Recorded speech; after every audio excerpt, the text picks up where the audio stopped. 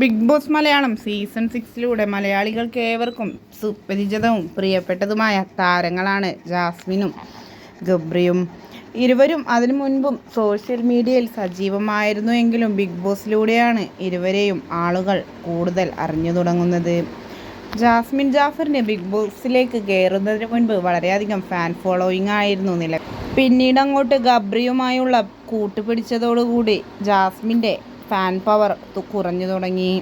പിന്നീട് അങ്ങോട്ട് full നെഗറ്റീവായിരുന്നു big ബോസിൽ ജാസ്മിന്. പക്ഷേ പുറത്തിറങ്ങിയ ഇരുവരുടെയും കോംബോ വളരെയധികം ഹിറ്റാണ് എന്ന് വേണമെങ്കിൽ പറയാം.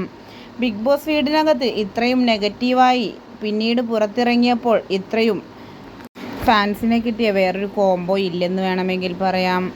ഇല്ലാതിരുന്ന കോംബോ ഉണ്ടായിരുന്ന കോംബോകളെല്ലാം തന്നെ ഇല്ലാതായതും എല്ലാം തന്നെ ബിഗ് ബോസിൽ സുലഭമാണ്.